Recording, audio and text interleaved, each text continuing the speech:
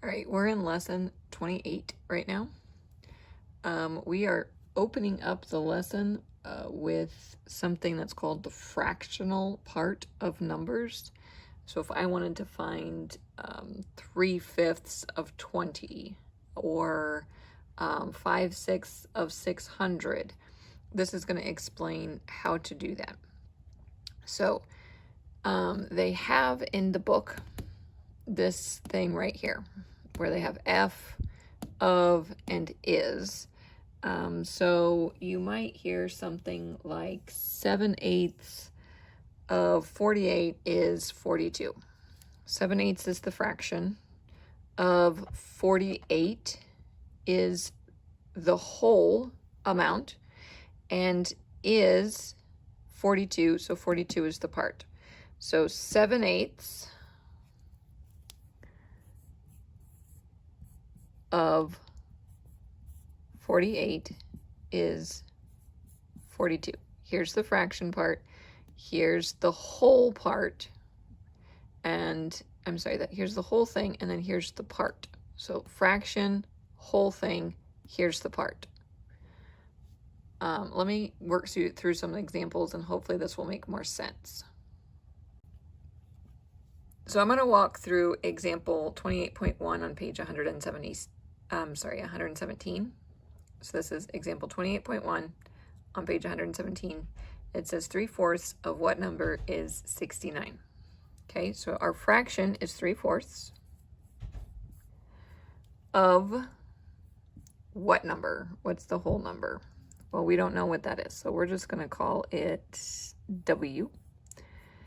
So 3/4 of a number is 69. Okay, so this is just like the equations now that we've been solving. They want to know what this number is that's missing. So if we wrote it a different way, then you see that these two are times by each other. This equals 69. We want to solve for W, so we are going to take this times 4/3, this times 4/3. W equals 92. 23 times 4 is 92. You could have just used your calculator and said 69 times 4 divided by 3. You're going to get the same number. The answer is 92. So 3/4 of 92 is 69. So the next example that we're going to walk through is 28.2, same page, 117. It says what fraction of 40 is 24? Okay, so going back to this, what fraction? We don't know the fraction, so I'm just going to write down F. What fraction of 40 is 24? So what fraction of 40 is 24? This is like saying 40F equals 24. Remember, this is a 40, not 4OF. We want to solve for F, so we're going to divide both sides by 40.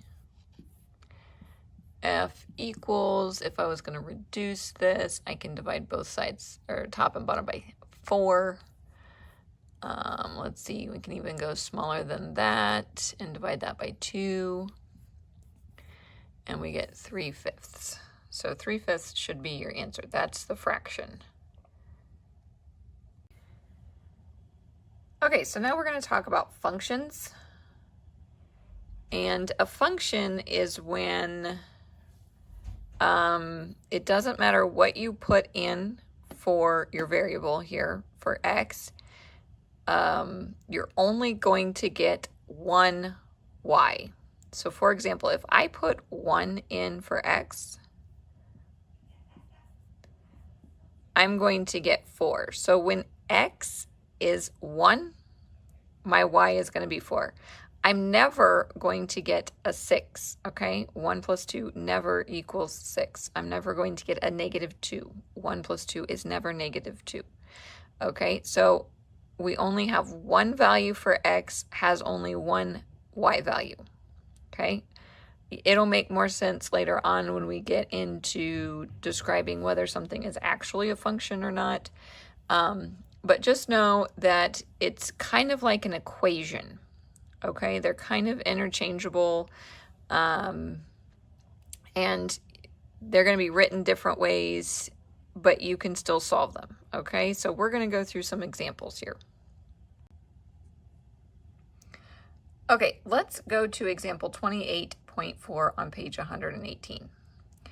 They're saying evaluate x, parentheses, x squared minus 3x, in parentheses, if x equals 2. Okay, so this is how a normal equation kind of looks, functions, okay? We've done this before where we put a value of x into our equation and we solve for it. Okay, so what if, instead of writing it like this, I wrote it like this? If f of x equals x, then it says find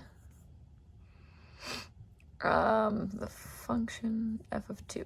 Okay, so this is how you read this. If f of x equals x times, parentheses, x squared minus 3x, in parentheses, then find f of 2, or the function of 2, okay? Now, I know that that's fancy talk and fancy writing, but basically it means that there's a function that... So what this fancy writing means is that there's a function, this is it, this x times parentheses x squared minus 3x. That's a function. And it's a function of x. X is the variable. They're saying x is the variable, okay? And then they're saying, okay, well, we want you to find the value of the function if you put 2 in for x. Okay, so to solve that, all you have to do is do what you would have done up here. You're putting the 2 in where the x is. 2 times 2 squared minus 3 times 2 equals, okay, we got 2 times 2 is 4. 3 times 2 is 6. This is times 2. 4 minus 6 is a negative 2. 2 times negative 2 is negative 4. Okay? So the f of 2 equals negative 4. That's how you solve that equation.